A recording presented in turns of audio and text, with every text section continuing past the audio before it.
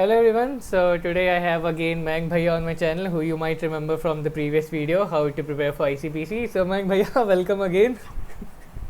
How are you? Yes, thanks a lot, man. Welcome to my, Basement, I don't know, I call this my temporary den. office. Yeah, temporary office, my basement, my den, whatever. Yeah. Yeah.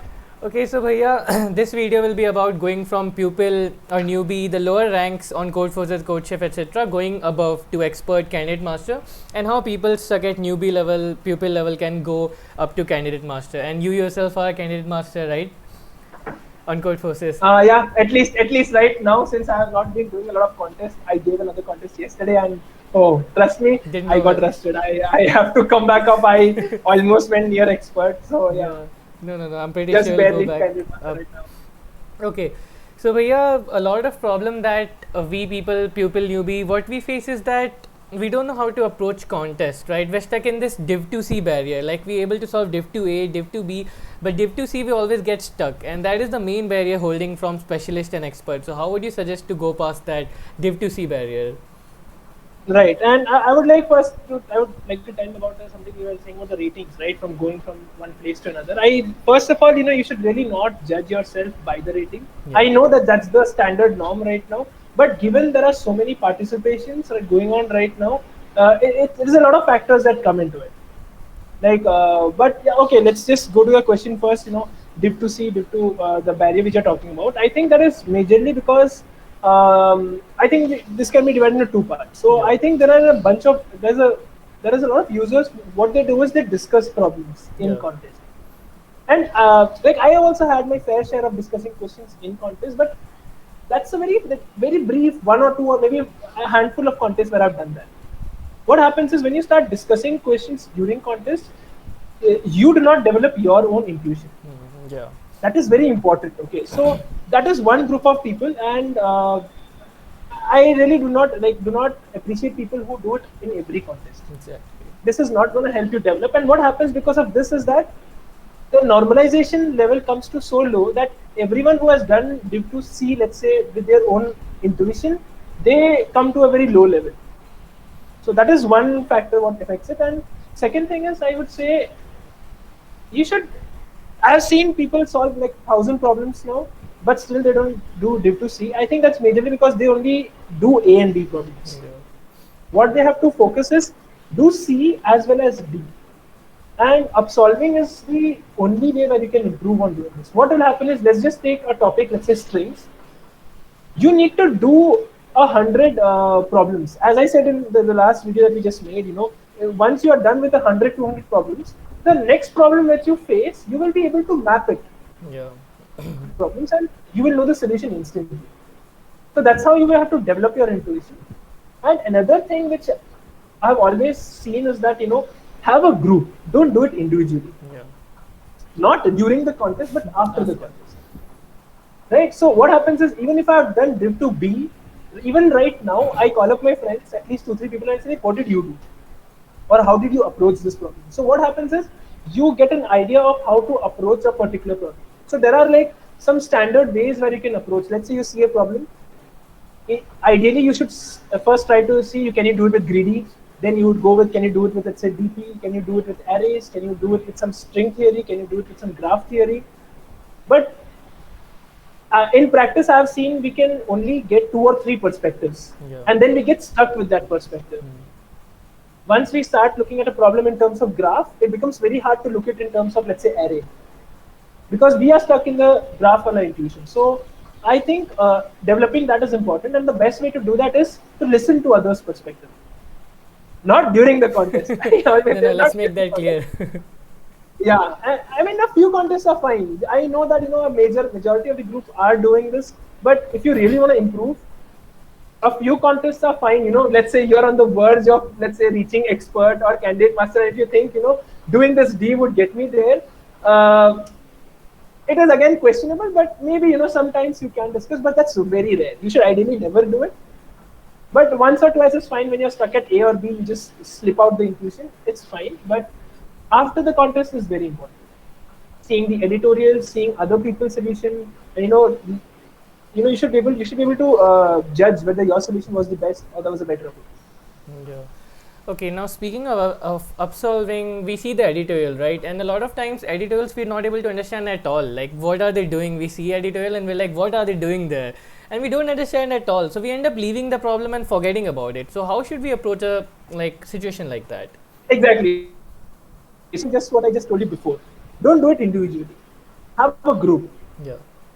Two situations.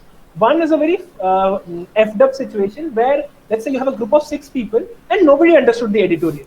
That means the editorial is crap. Okay, so that's a different thing. Yeah. But in a general case, at least one person in your group will understand the Yeah. situation. And he can explain. So when you discuss it in the group, in-person explanation is much better. That's how at least I would say I have improved. I had 4 of my seniors, 2 from my batch, and I had 4 of my juniors as well. So we used to always discuss after the contest, did you understand the editorial or what did they mean by this particular statement? So that helps a lot. Yeah. Having a group is very important. So basically, what you're saying that competitive programming is something that to do it better, it's better to be in a group, right? To understand, to explain, and to better for understanding, right? Yeah, Not while and doing the again, I contest. would understand not while doing the Not while contest. doing the contest. Exactly. But afterwards, you really need it. Yeah. Okay, so that's the general advice, like practice. This is something unique I heard, like, discussing after in groups that will be helpful. Now, what would you say about your experience? You've been through that journey. You've been from, I saw your graph, you've been from pupil to all the way to candidate master. So how did you like do that over the duration of 2 or 3 years, like I saw? And what was the biggest challenge you faced? So the biggest challenge that I faced was, like, I would again say the barrier of, let's say, I don't think I had a barrier of dip to C. I had more like a barrier of dip to D. Yeah.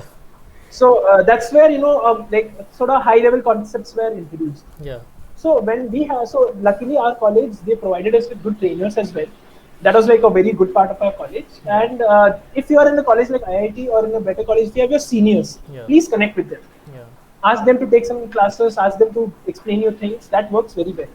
So when there was someone to teach us about certain stuff, our faculties were also very much involved in it. So our learning graph was that point, where we learned a lot of things and then started applying it slowly. Yeah. And while learning, we made sure we solved, let's say, 7-8 kind of similar problems, like slightly tweaked here and there. Yeah. So by the time we reached the 5th or 6th problem, just looking at the problem, we could graph it to, like, we could map it to graph or DP just by looking at it. Yeah. Like by looking at the constraints, we could tell about what kind of solution they are expecting and things like that. So that again comes with practice only. Yeah. And if you have some of your seniors or someone who can help you with, get a mentor, that's the best thing you can do. Yeah. Okay, so there's this question which is very silly, very trivial, but I get asked this question a lot. How many questions, how many problems should you do daily? Not questions, we should call it problems or boogaboo. or boogaboo, that's the boogaboo. new thing. Right? Yeah. So how many problems should we do daily? Like a lot of people ask me this. Is there how many problems did you do daily when you were preparing? If you like now, courses are given a new stats page. I have not even crossed the 1,000 problems bar. I have somewhere around 950 or something. I think it is not about the number of problems. Yeah. That number, you will get a much better experience, but you need to see the quality of the problem. Like, Yeah, exactly. if it is a normal greedy, greedy approach of a problem, or I forgot the word, ad hoc problems. If it is just ad hoc problems, you're just improving your intuitiveness, not the idea of how a DFS works or how a flow algorithm works or some other algorithm works. So you need to focus on the quality and, let's say, pick topics by topic and start solving more problems in that. Yeah. So when you have solved, let's say, 5-6 topics, you have good command over them.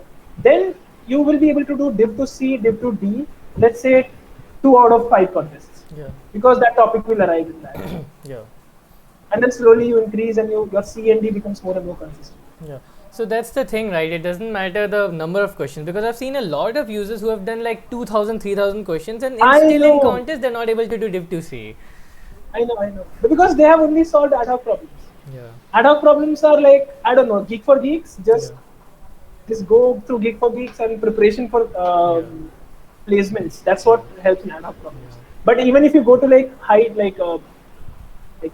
companies, like let's say Google, or companies like which are like startup level of companies, they will ask you like much more harder questions. Yeah. Ad hoc is not good. Yeah. So move away from ad hoc and start doing other topic questions like graphs. Yeah, the main thing I understood is move away from ad hoc. Okay, Yes, it solves more that is- variety that of is- problems, right? Okay, Mayank Bhaiya, so thank you so much for your time and your knowledge. Yeah. And again, I hope that you get to masters and you get red soon. Oh man, I don't know. Now it's like starting to work. It's always difficult, but yeah, I try my best. Yeah, And thanks and for inviting me. I, yeah, I, I don't think I thanked you for the last video. I just thanked some, like, yeah. 1 hour. And Bhaiya, congratulations on your job, and I hope that you reach higher positions soon. Oh wow, yeah. Thanks for that formality though. Come on, dude. But thanks a lot, man. Thanks for Yeah. having me. Okay, Bhaiya, then. Thank you.